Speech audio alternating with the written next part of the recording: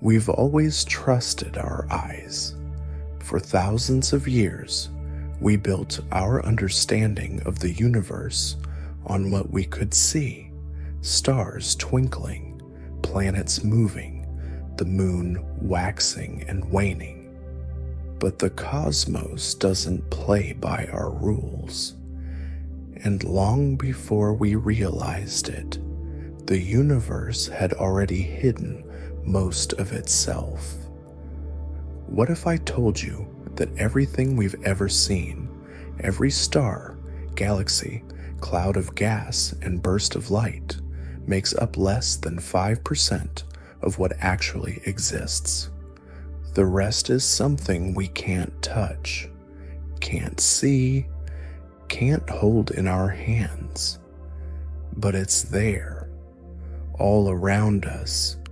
Scientists call it dark matter.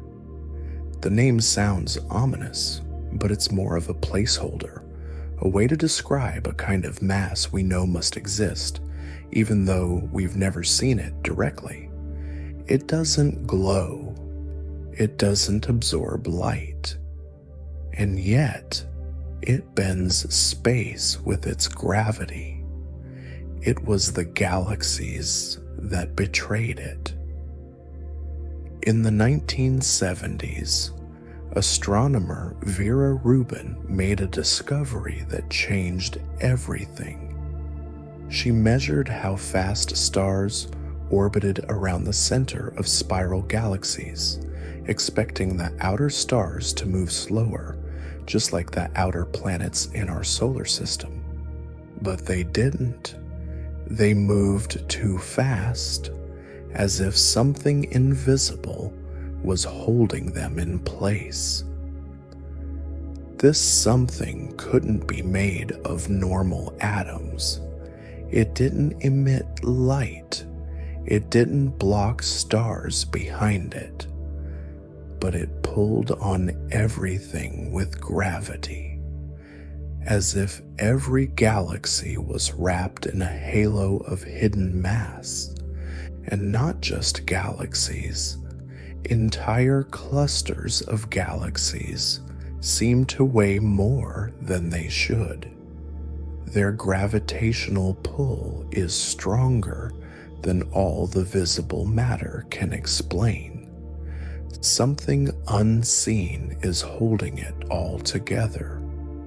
We can't see dark matter, but we see what it does. It curves the paths of light. It holds galaxies in their shapes. It formed the very scaffolding on which stars and planets would one day appear. So we began to map it, not directly, but by its fingerprints, its tug on the visible, its silent structure beneath the light. We stepped into a universe that is mostly invisible, and this was just the beginning. Once we accepted that something invisible was shaping galaxies, the question became, how do you study a thing you can't see? The answer came from an unexpected place, not a new telescope, but a century-old idea from Albert Einstein. According to his theory of general relativity, gravity isn't just a force. It's a curve in the fabric of space-time itself. Massive objects like stars or galaxies warp space, bending the path of anything that moves through it, even light. And when light bends, strange things happen. Imagine a distant galaxy sending light across the universe. If something incredibly massive, like a cluster of galaxies, sits between us and that faraway object, its gravity bends the light coming past it. The result? A cosmic lens. We call it gravitational lensing. Sometimes the background galaxy appears stretched into arcs. Sometimes it becomes a ring. Sometimes it's copied, appearing in multiple places at once. But in all these cases, what we're seeing isn't the object itself. It's a bent version of it, distorted by gravity. Einstein predicted this, but he thought we'd never be able to observe it. Then, in the late 20th century, we did. Gravitational lensing became one of the most powerful tools in modern astronomy, not just to study distant galaxies, but to reveal the invisible mass that was doing the bending. Because the more distorted the image, the more mass there must be behind the lens. And very often, there wasn't enough visible matter to explain it. So what was bending the light? Dark matter. Using gravitational lensing, astronomers began mapping where the hidden mass was. Not by looking for it directly, but by tracing its influence. Every warped galaxy was a clue, every arc a signature. Even more remarkable is something called weak lensing, subtle distortions across wide regions of space.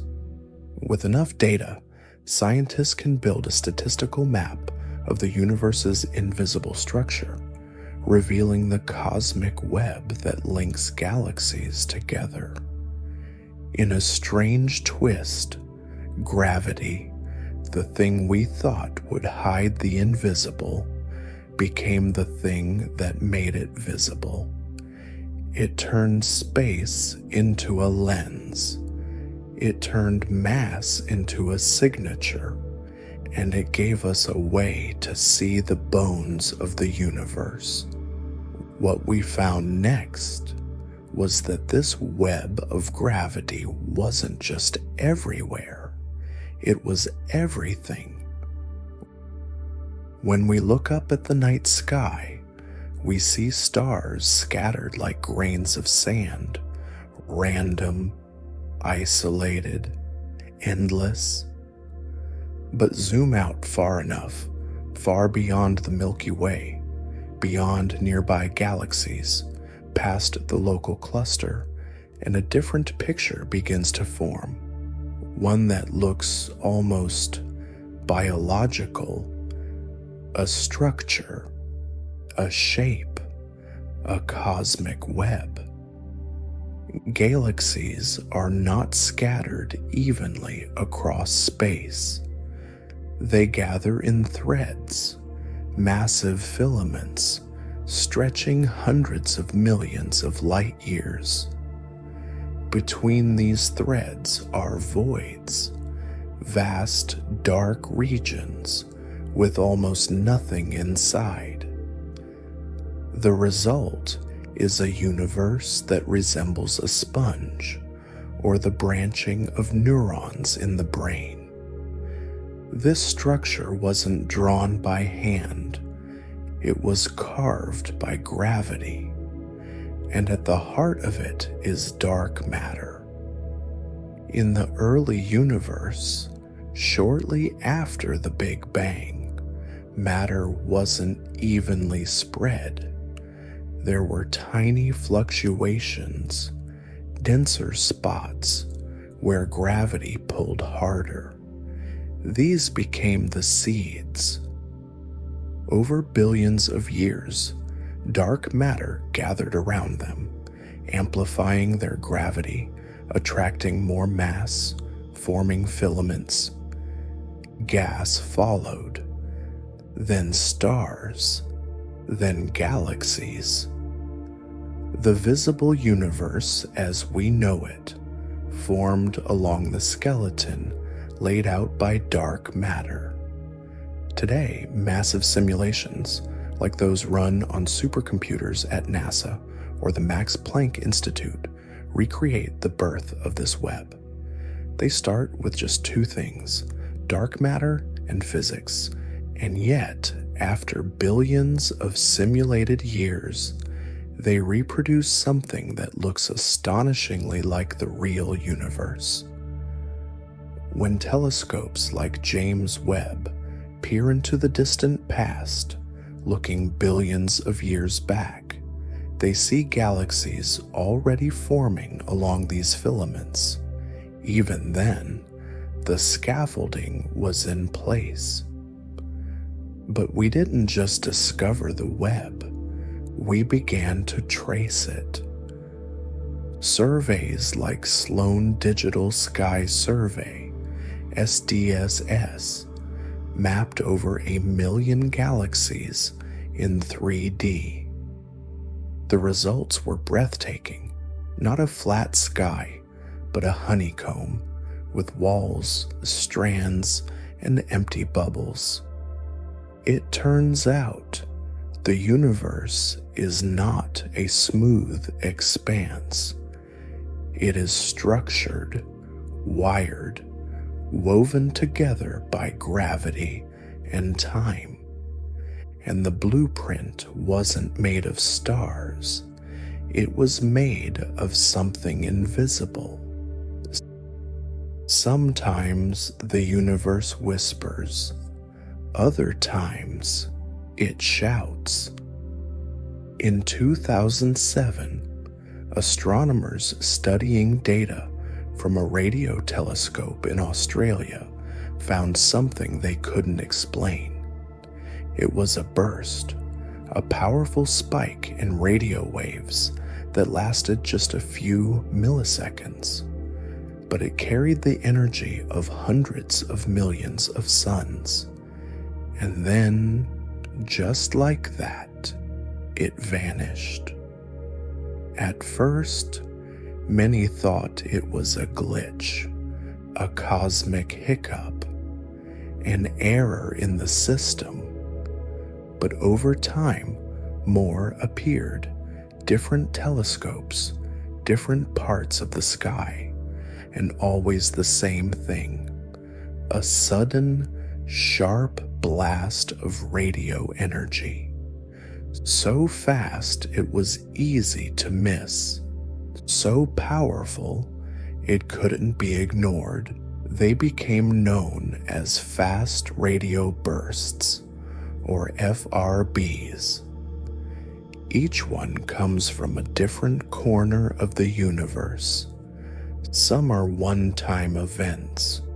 Others repeat, like a cosmic heartbeat, irregular but persistent. But their origin remains one of the great modern mysteries in astronomy. What causes them?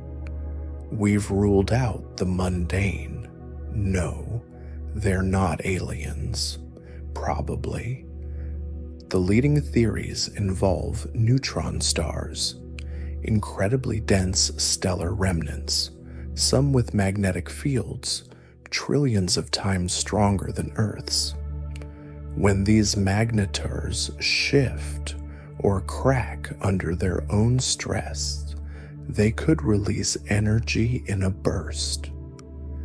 Another theory suggests collisions between stars, between black holes and neutron stars, or even between exotic particles. Some FRBs are so far away that their signal has traveled billions of years to reach us.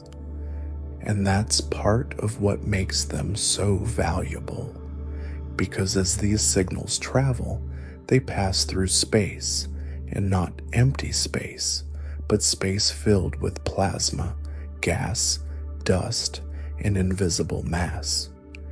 Each FRB becomes a probe, telling us something about the structure and content of the universe along its path. Like sonar pings through an ocean we can't see. NASA, along with observatories like CHIMES and ASCAPS, now listens constantly, Some bursts are even used to estimate how much missing matter is floating between galaxies, matter that doesn't glow but slightly alters the signal as it travels. In a way, FRBs are like messages from the dark. We don't always know who's sending them. We don't always know why. But we know they come from far away and from something powerful. And the more we listen, the more the dark speaks back. Every second, trillions of tiny particles pass through your body, through your skin, through the earth beneath you, even through mountains. You don't feel them, you don't see them, and yet they are everywhere. These are neutrinos, often called ghost particles. They were first proposed in the 1930s to solve a puzzle. Physicists had noticed that in certain radioactive decays, energy seemed to vanish. That violated one of the most sacred rules in physics, the conservation of energy. So Wolfgang Pauli suggested that an invisible particle was carrying away the missing energy. A particle so small, so light, and so indifferent to matter that it could slip through solid walls, through entire planets, without ever touching anything. That was the neutrino. Decades later, we confirmed they were real. And stranger than we imagined, neutrinos have almost no mass, just a whisper of weight. They don't carry an electric charge, and they interact with matter only through the weak nuclear force, one of the rarest forms of interaction in the universe. To catch even a single neutrino, you need patience and creativity. That's why the Ice Cube Neutrino Observatory was built in Antarctica. There, beneath the South Pole, scientists buried thousands of sensors in a cubic kilometer of clear ice. When a neutrino does happen to strike an atom, it creates a tiny flash of light, a signal that something invisible has briefly made itself known. Neutrinos come from everywhere. They're created in the sun, in supernovas, in the collision of stars. Some come from cosmic rays hitting Earth's atmosphere. Others come from the very edge of the observable universe, born in the violent cores of galaxies. And because they travel almost entirely unimpeded, they arrive unaltered. Unlike light, which can be bent or absorbed, neutrinos carry clean messages from the most extreme environments. They're like messengers from creation. Some theories even link them to the mystery of dark matter, or to why the universe exists at all, why matter wasn't canceled out by antimatter in the early moments after the Big Bang. We don't fully understand them, but we know this. They are part of the invisible story. They pass through us endlessly, and they may carry the key to the deepest questions we've ever asked. We often imagine space as cold, and it is, but there's cold, and then there's the coldest. Most of the universe floats just above absolute zero, the lowest possible temperature, where all motion in atoms theoretically stops. That's minus 273.15 degrees Celsius, or 0 Kelvin. But even the vacuum of space isn't quite that cold. Thanks to the leftover glow of the Big Bang, space has a background temperature of about 2.7 Kelvin. Still, there are places colder than that, and some of them are not natural. Let's start with the coldest natural places. Dark nebulae, like the Boomerang Nebula 5,000 light-years from Earth, are colder than the background of space itself. There, gas expands so quickly that it cools below 1 Kelvin, colder than anywhere else known in the cosmos. Why does that matter? Because at these temperatures, atoms behave differently. They slow to a crawl. Molecules struggle to form. Chemistry changes. It's like pressing pause on the physics we know. But even that isn't cold enough for us. On Earth, physicists have created colder temperatures in laboratories, even approaching nanokelvins, billionths of a degree above absolute zero. Using magnetic traps and laser cooling, they've slowed atoms until they almost stopped moving. Why? Because at these ultra-low temperatures, matter reveals its quantum behavior. Atoms act like waves. Multiple particles can behave as one. Entire systems enter exotic states, like Bose-Einstein condensates, where thousands of atoms share a single quantum state, essentially becoming one superatom. It's not just a physics experiment. It's a window into the early universe. The very first moments after the Big Bang were governed by quantum laws, and by understanding how matter behaves when slowed to the edge of stillness, we gain insight into how everything may have started. Even in space, humans have tried to go colder. NASA launched the Cold Atom Laboratory aboard the International Space Station, a tiny facility that studies quantum particles in microgravity. There, scientists can observe behavior not possible on Earth, unlocking new insights into gravity, time, and the nature of reality itself. The coldest places in the universe aren't just places of emptiness. They are places where physics whispers secrets, where motion fades and new laws begin to emerge. We talk a lot about stars, galaxies, and black holes, about what's there. But sometimes what's not there is just as important. The universe is not a crowded place. It's not a wall-to-wall fireworks show. In fact, most of it is astonishingly empty. These regions are known as cosmic voids, vast stretches of space where almost nothing exists.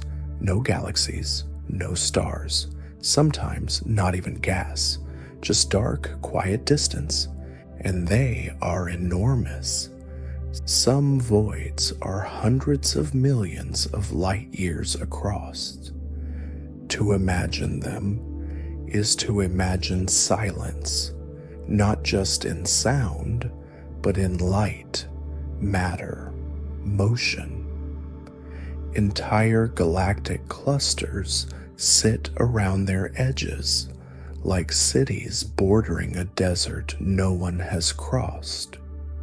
But these voids aren't mistakes. They're part of the structure. As we saw earlier, the universe is shaped like a web, with filaments of galaxies forming threads and intersections. The space between those threads, that's where the voids live. They're not holes in the fabric of space. They are space where gravity never gathered enough matter to build. And because of that, they offer a unique perspective. In voids, the rules bend. There's less gravity pulling on matter, less interference from stars or radiation. That makes them ideal laboratories for testing the laws of physics on grand scales.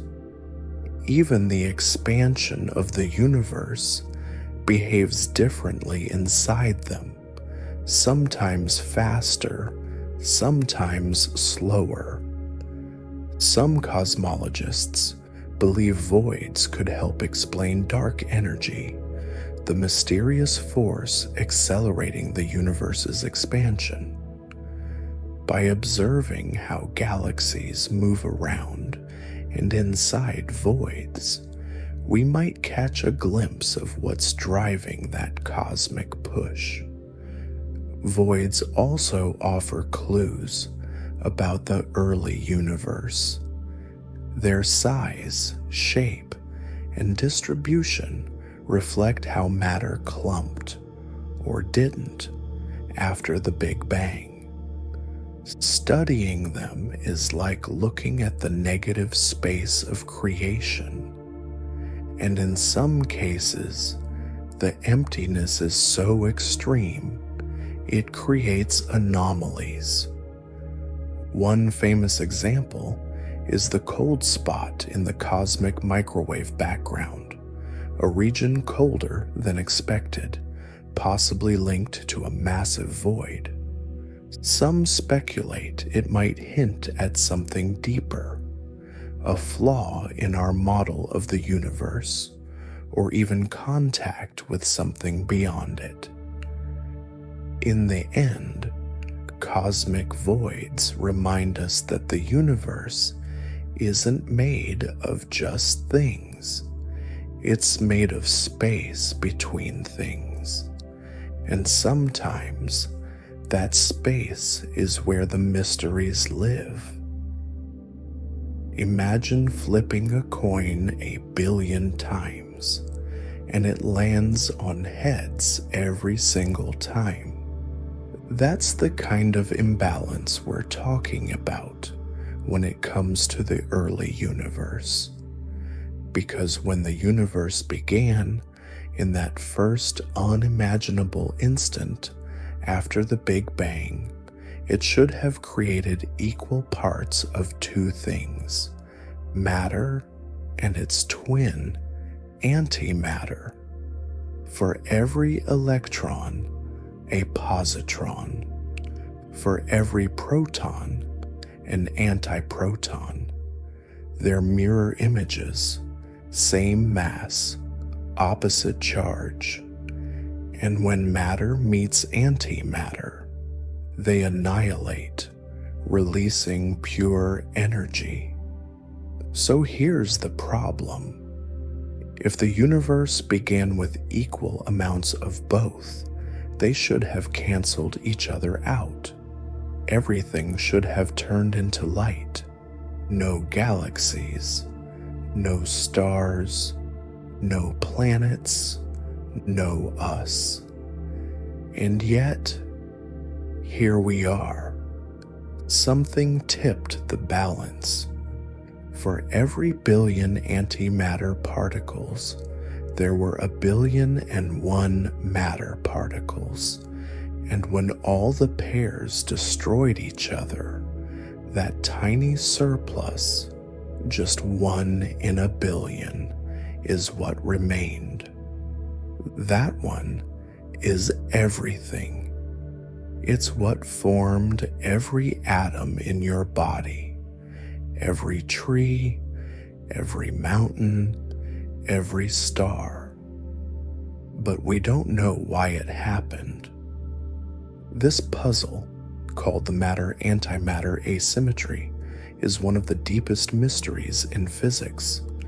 It suggests that somewhere in the earliest moments of time, matter and antimatter were not treated equally. Something broke the symmetry, and scientists are still searching for the cause.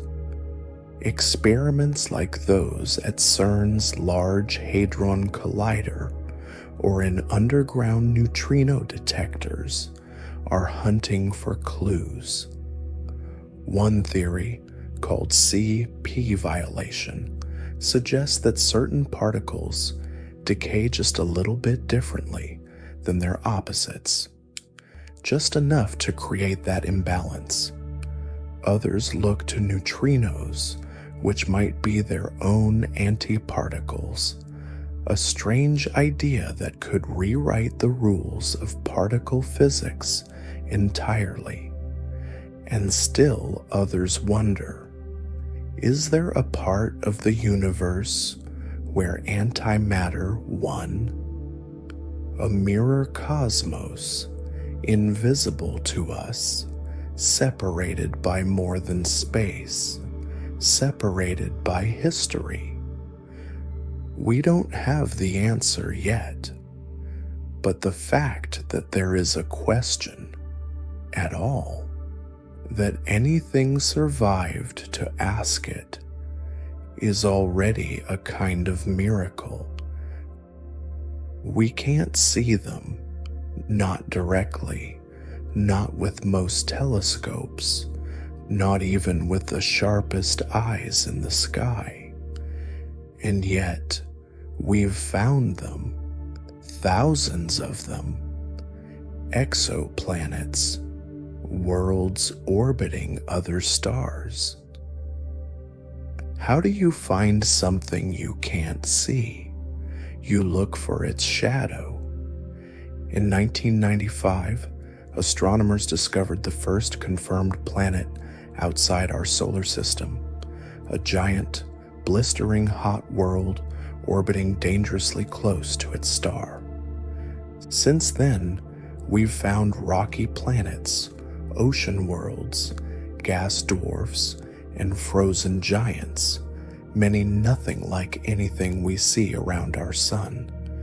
But we rarely see the planets themselves.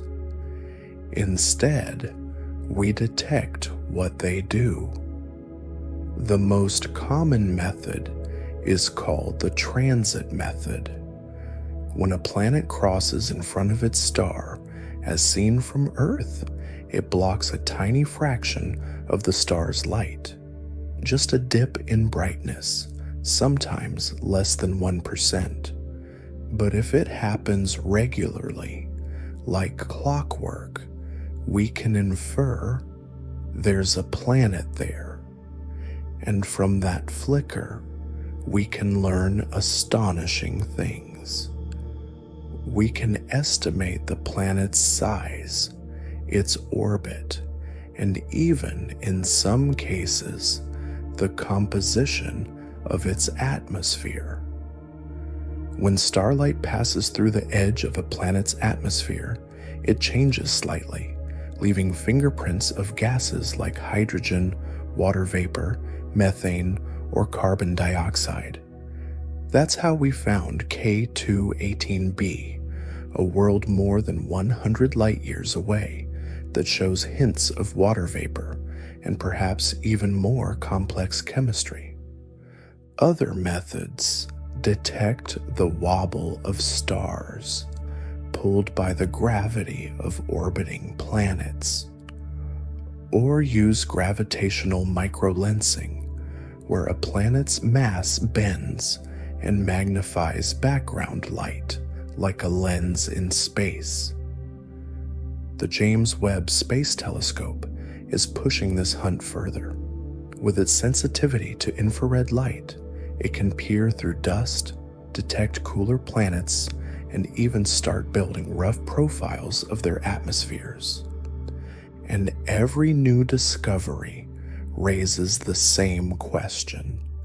Are we alone?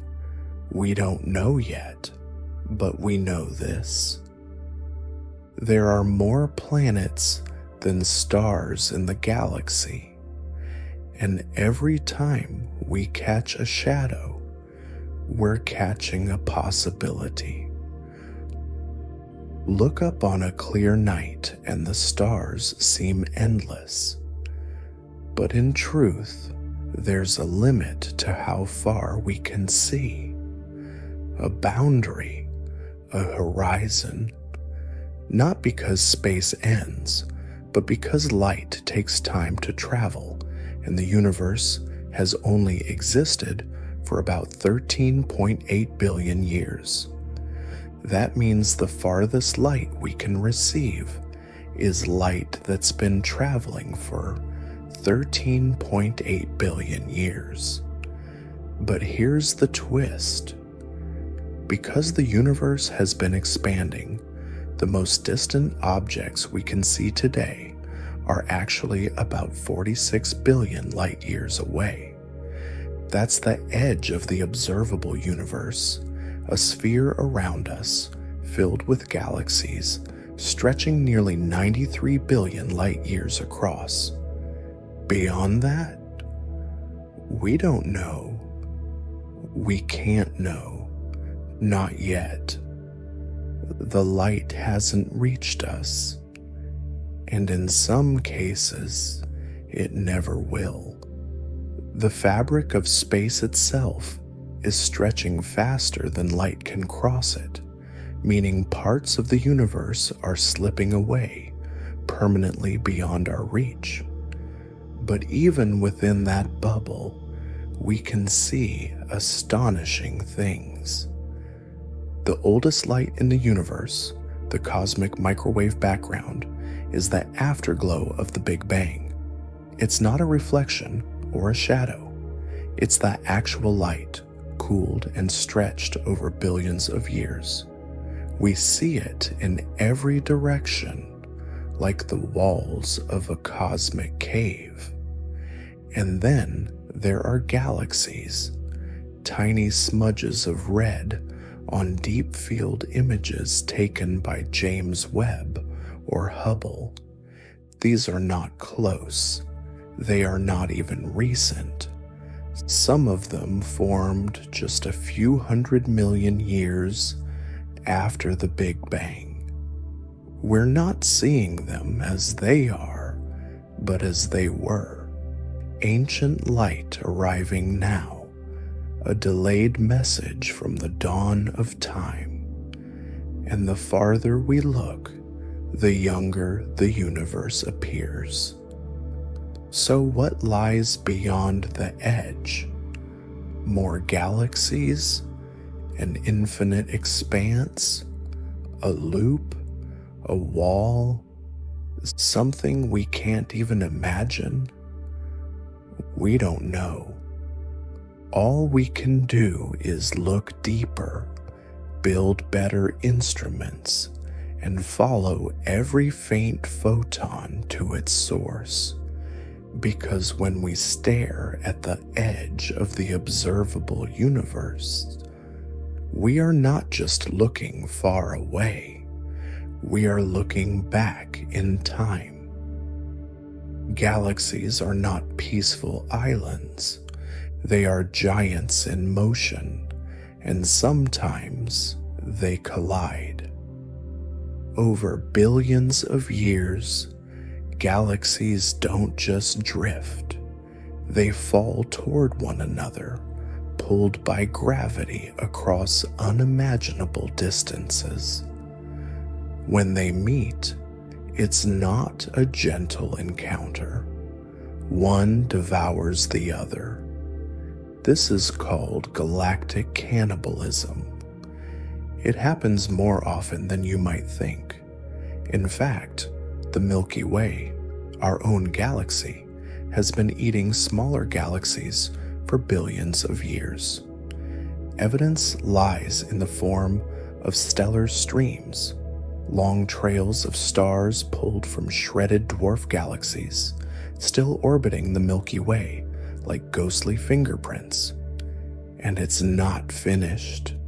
Right now, the Milky Way is on a slow-motion collision course with Andromeda, the nearest large galaxy. In about 4 billion years, the two will merge. Stars will fly past each other, rarely colliding, but dramatically reshaping their orbits. Over time, the two spirals will melt into one massive elliptical galaxy. But why does this matter? Because these collisions shape the universe. They drive star formation, trigger black hole activity, and determine the architecture of galaxy clusters.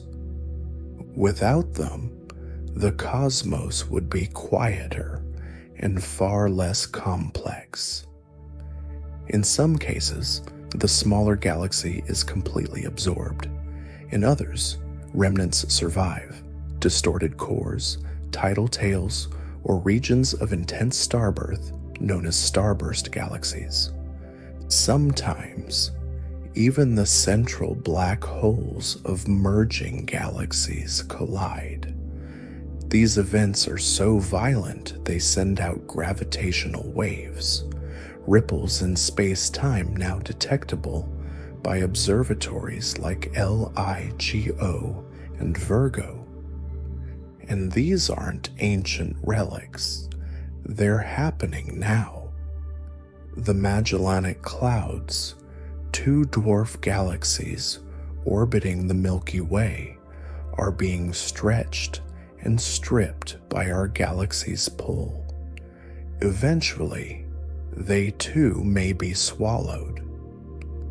Galactic cannibalism reminds us that space is not static.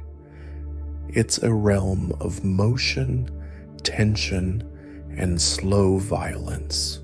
Structures change, borders dissolve, even giants can be consumed.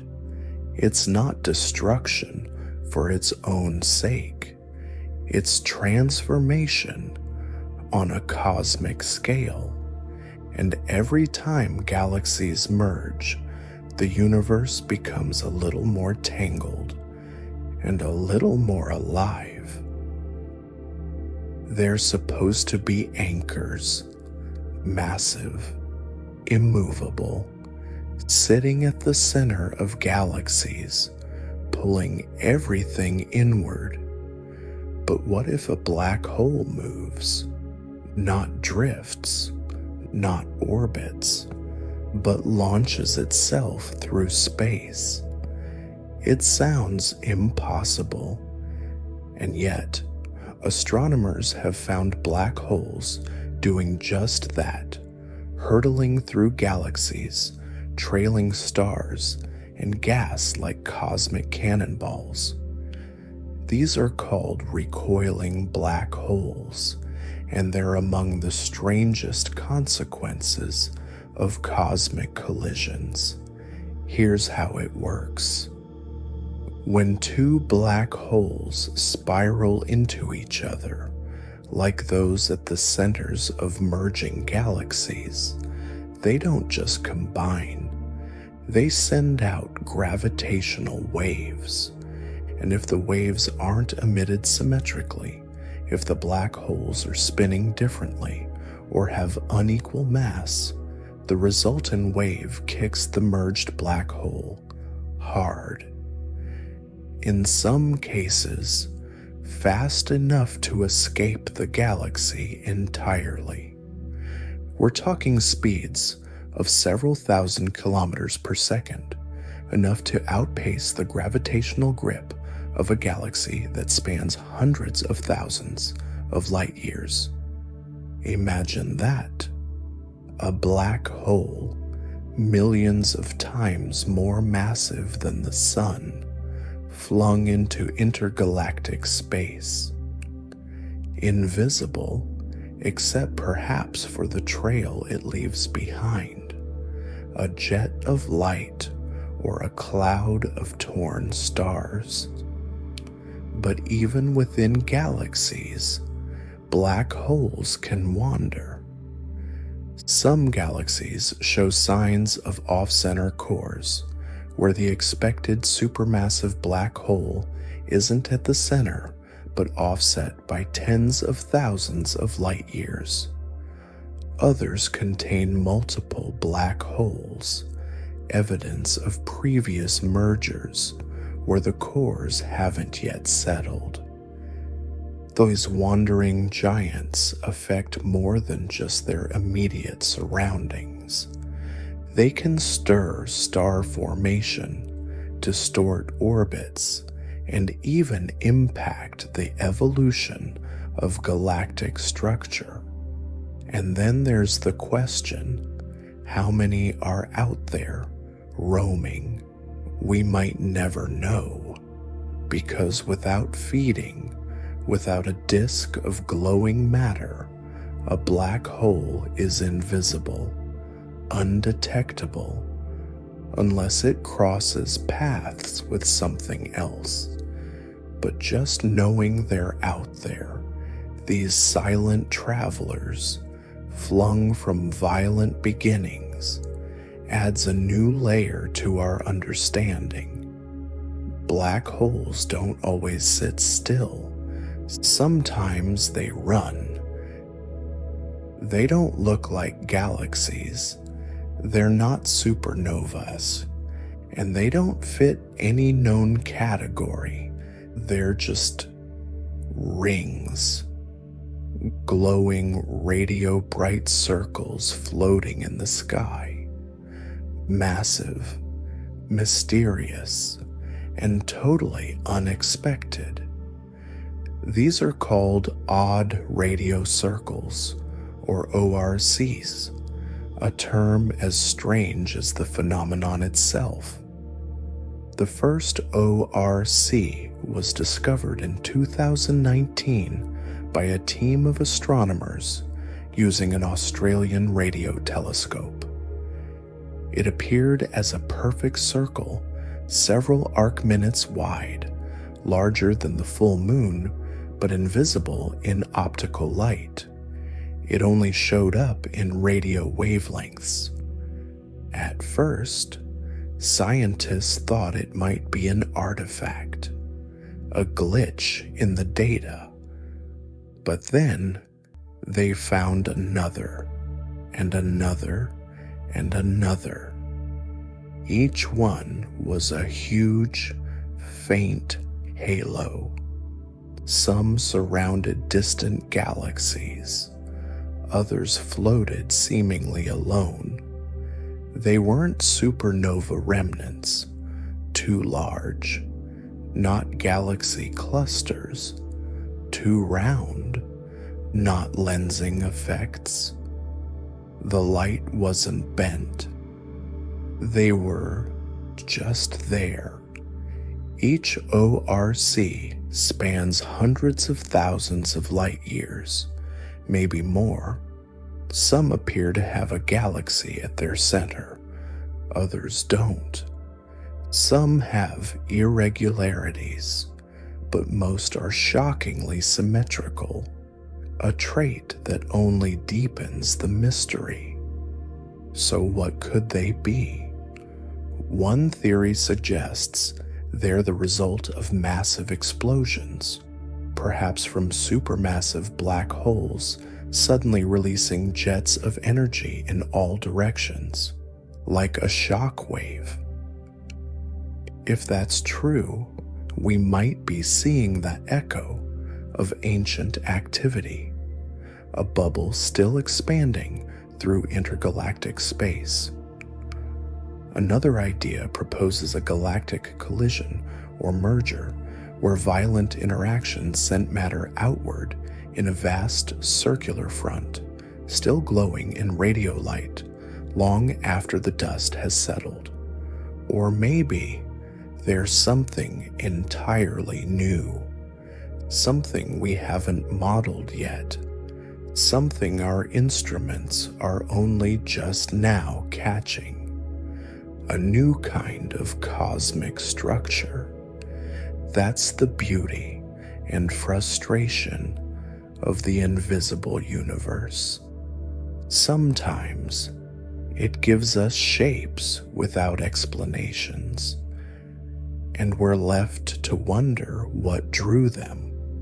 So far, only a few dozen ORCs have been found, but more powerful surveys are coming, more eyes on the sky, and perhaps soon we'll know what they really are, or perhaps not, because the cosmos doesn't always answer back. Time feels steady, seconds tick, days pass. But that's only because you're far from anything extreme. Get close to a black hole, and time itself begins to stretch. This isn't science fiction. It's a prediction of Einstein's general relativity, confirmed by observation.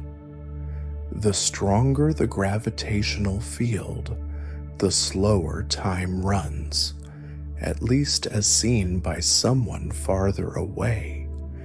So if you hovered near the event horizon of a black hole, not inside it, but just above that invisible boundary, your seconds would become hours to someone watching from afar. To you, everything would feel normal. Your heart beats, your thoughts flow. But when you return, if you could, you'd find that years had passed elsewhere. This is called gravitational time dilation. The closer you are to the mass, the more space-time curves, and black holes curve it to the extreme. On Earth, the effect is tiny. Time ticks just a bit faster on mountaintops than at sea level, measurable only with atomic clocks. But near a stellar black hole, the difference becomes profound. Near a supermassive black hole, like the one at the center of the Milky Way, it becomes surreal. In theory, you could experience minutes while centuries passed outside. This idea inspired the film Interstellar, where 1 hour on a distant planet near a black hole cost the characters 7 years back home. And though dramatized, the math behind it is surprisingly solid. But it raises deeper questions. What does it mean that time isn't fixed? That it bends and stretches depending on where you are? Could advanced civilizations use this effect? Could they hide in slow time near black holes, letting the rest of the universe race ahead? Or could time dilation be used for deep space hibernation, letting travelers endure centuries without feeling them? We don't know yet, but the fact that time is not universal, that it depends on gravity, changes everything. Time isn't just a river, it's a fabric, warped by weight, shaped by mass. And near a black hole, the future flows at a different speed. You've seen ripples on a pond. Now imagine ripples in space itself. That's what gravitational waves are, disturbances in the very fabric of the universe. First predicted by Albert Einstein in 1916 and finally detected 100 years later in 2015. But what causes them? Only the most violent events in the cosmos. When massive objects, like black holes or neutron stars, collide, they don't just send out light, they send out waves of gravity, spreading at the speed of light in all directions. These waves stretch and squeeze space as they pass, but don't expect to feel them. By the time they reach Earth, gravitational waves are incredibly faint. So faint they change distances by less than the width of a proton. Detecting them requires instruments of astonishing precision like LIGO in the United States and Virgo in Europe. These observatories use laser interferometry, splitting a beam of light into two paths, bouncing them off mirrors kilometers apart, and measuring tiny differences in how they return. When a gravitational wave passes, the arms of the instrument stretch and shrink by impossibly small amounts, and we hear the echo of a distant cataclysm. The first confirmed detection in 2015 came from the merger of two black holes more than 1 billion light years away. And yet, their collision briefly released more energy than all the stars in the observable universe, in the form of gravitational waves. Since then, we've heard dozens of events, black holes spiraling into each other, neutron stars merging in brilliant flashes, even hybrid collisions, dense star with black hole.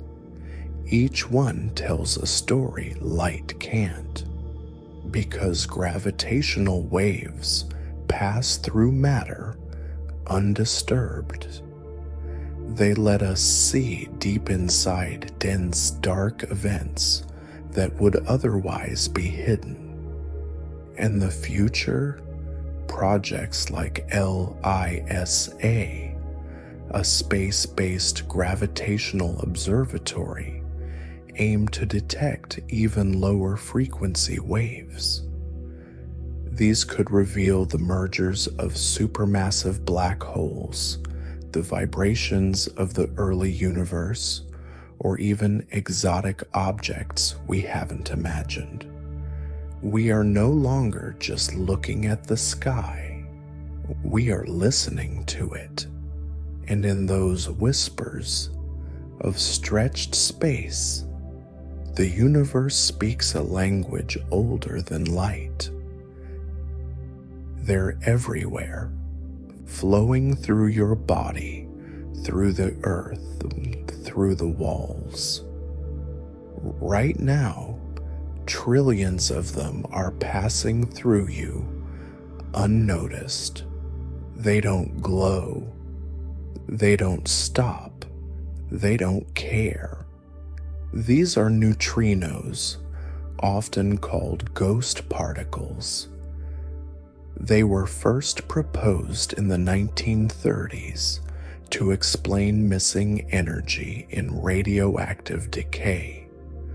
For decades, they were theoretical phantoms, but slowly we learned they were real, and not just real, but vital to understanding how the universe works. Neutrinos are created in enormous numbers during nuclear reactions, like those in the sun, exploding stars, and particle accelerators. But what makes them strange is how little they interact with matter.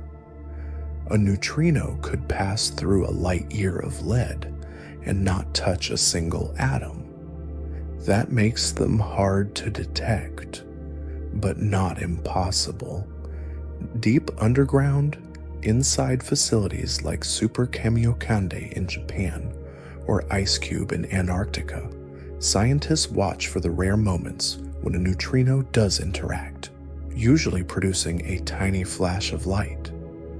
These detectors are buried under mountains or ice to shield them from other types of radiation. They are silent, patient observatories. And what do they find? Neutrinos from the sun arriving 8 minutes after being born in fusion. Neutrinos from distant supernovas created when massive stars collapse, and even high-energy neutrinos from outside the galaxy, perhaps born in the hearts of black holes or the jets of active galaxies. Each one is a message from a violent place. And because neutrinos move at nearly the speed of light and are barely affected by matter, they can escape places that light cannot. We've detected neutrinos from SN 1987A, a supernova that lit up a nearby galaxy. And every such detection teaches us more about what lies inside these cataclysmic events. But there are mysteries too. Neutrinos come in 3 flavors, and they seem to change between them as they travel, something that wasn't supposed to be possible. This oscillation implies they have mass, though it's unimaginably small. That small mass might add up. Some scientists believe that neutrinos, billions of them per cubic meter, might play a role in the universe's missing mass. Not dark matter exactly, but a shadow of it. They're quiet, they're invisible, but when we learn to listen, ghost particles can tell stories that light never could. It sounds ominous, like something from science fiction, the zone of avoidance, but it's real, and it hides a part of the universe from our eyes. The zone of avoidance is a region of the night sky where we can't see, not because of distance, but because of our own galaxy. The Milky Way, seen from Earth, is a glowing band of stars. It's beautiful, but it also blocks our view. That band is full of gas, dust, and stars stretching across the entire sky. And in certain directions, it becomes so dense that telescopes can't see past it. That's the zone of avoidance. Roughly 10 to 20% of the sky is obscured this way. And it's a problem because that portion might contain major structures, clusters of galaxies, dark matter concentrations, or even massive gravitational anomalies that tug at other galaxies across the universe. One such mystery is the Great Attractor, a region pulling hundreds of thousands of galaxies toward it, including our own. We know it's there because of its gravitational influence, but it sits in or behind the zone of avoidance. So what's causing that pull? A massive cluster? A giant filament of matter? Or something else entirely? We're still not sure because we can't see clearly, but astronomers have found ways to peek behind the curtain. Infrared telescopes can pierce through dust better than visible light instruments. Radio surveys can trace galaxies by their hydrogen emissions. X-ray observatories can catch signals from energetic sources like galaxy clusters or quasars hiding behind the Milky Way's veil. And with each new method, the zone shrinks just a little. In recent years, astronomers have discovered several hidden galaxies behind the Milky Way. Some are massive, some are oddly shaped, some are part of previously unknown clusters. But the zone still exists, still hiding, still whispering that maybe, just maybe, something bigger lies behind it. It's humbling. In a universe filled with telescopes, satellites, and surveys, there are still places we can't quite reach, and maybe that's part of the mystery. That even now, the cosmos keeps some secrets to itself. The universe has a memory, and we can see it. It's called the cosmic microwave background, or CMB, a faint glow that fills the sky in every direction. It's not light from stars or galaxies. It's the leftover radiation from the Big Bang itself. This ancient afterglow dates back nearly 13.8 billion years, when the universe was just 380,000 years old. At that time, space cooled enough for atoms to form, allowing light to travel freely for the first time. That light is still traveling, stretched into microwaves by the expansion of space, and it's almost perfectly uniform. Almost. Because in 2004, astronomers noticed something odd. A region in the CMB that's colder than it should be, larger than any typical fluctuation, and far more empty than expected. They called it the cold spot. It spans about 5 degrees on the sky, a massive patch when you consider the full dome above us, and it's about 70 microkelvin colder than the average temperature of the CMB. That might not sound like much, but on cosmic scales, it's huge. So what caused it?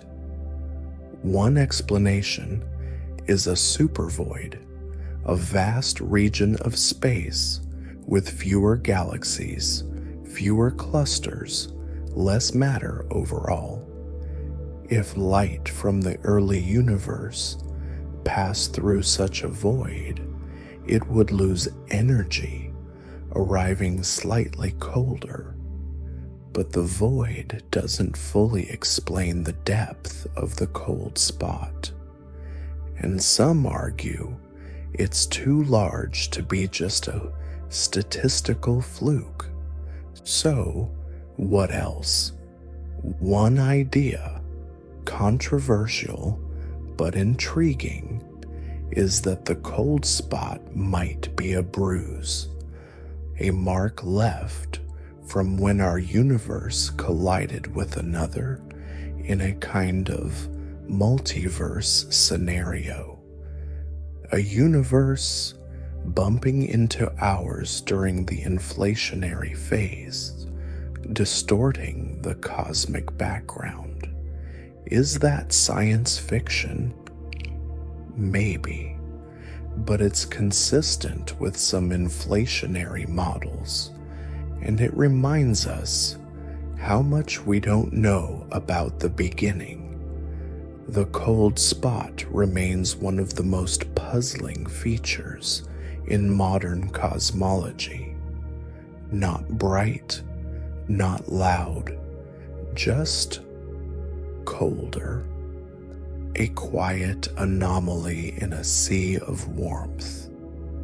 As if the universe is keeping one corner of its memory, frozen in time. Where are we? It's not an easy question in cosmic terms, because galaxies don't just float in isolation, they belong to something larger. The Milky Way is part of a group of galaxies called the local group. That group is part of a cluster, and that cluster, it flows into something even greater. In 2014, scientists gave it a name, Laniakea. It means immense heaven in Hawaiian, and it is.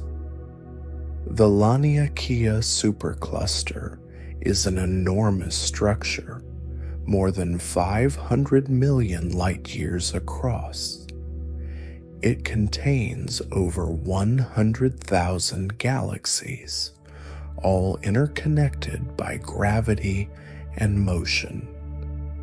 The Milky Way is just one thread in its vast tapestry. But Laniakea wasn't discovered by counting galaxies. It was found by watching them move. Astronomers measured the peculiar velocities of thousands of galaxies, not just how fast they're moving away due to cosmic expansion, but how they drift towards certain regions. These motions revealed hidden gravitational basins, places where matter collects and pulls other matter in. By mapping those flows, scientists traced the contours of a cosmic watershed, and Laniakea was the result. A basin of attraction centered near the mysterious Great Attractor. Everything inside Laniakea flows inward, drawn by the gravity of this massive region. That's how it's defined, not by where galaxies are, but by where they're going. And it's beautiful. The structure resembles a vast filament with strands branching out like a living network. Between those strands lie cosmic voids, vast empty regions with almost no galaxies at all.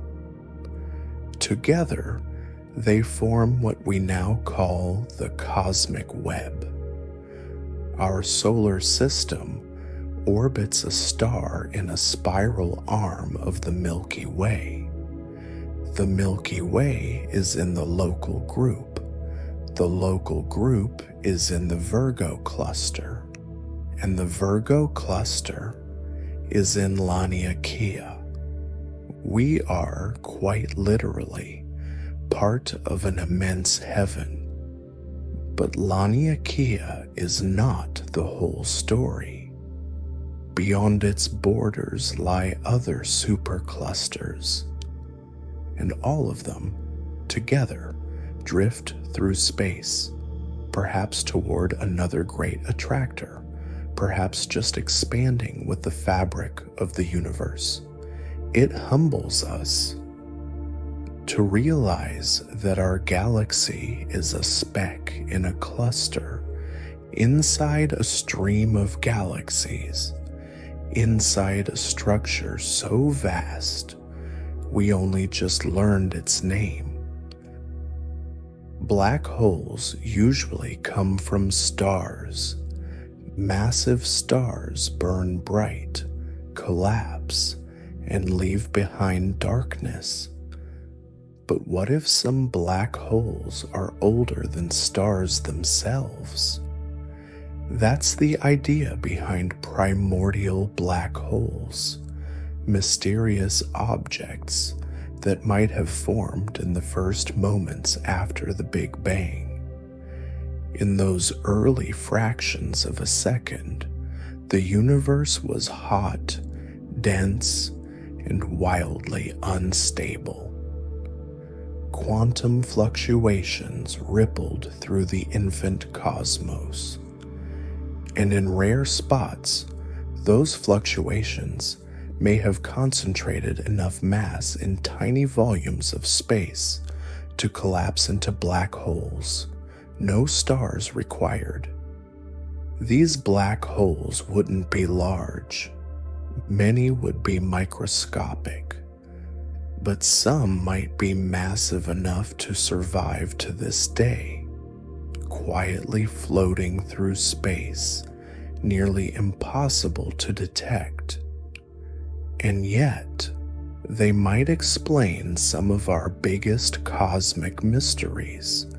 Take dark matter, the invisible substance that outweighs all the visible stars and galaxies combined. We don't know what dark matter is, but some scientists have proposed that primordial black holes might make up a fraction or even all of it. They would be dark, massive, and gravitationally active, perfect candidates in theory. But are they real? So far, we've never directly seen a primordial black hole, but experiments like microlensing surveys, which look for brief brightening of stars when a black hole passes in front of them, have placed limits. Too many such black holes would cause effects we'd already notice. Still, certain masses remain possible, and recently, observations from LIGO and Virgo gravitational wave detectors have revealed black hole mergers involving objects of unusual sizes. Some of these mergers don't match what we expect from stellar collapse. Could they be ancient? Could they be primordial? It remains an open question.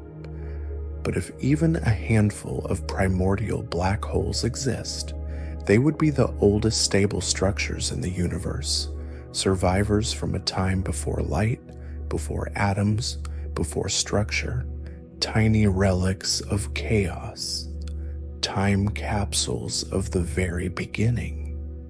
They remind us that not all darkness comes from death. Some comes from birth, the violent, invisible birth of the universe itself.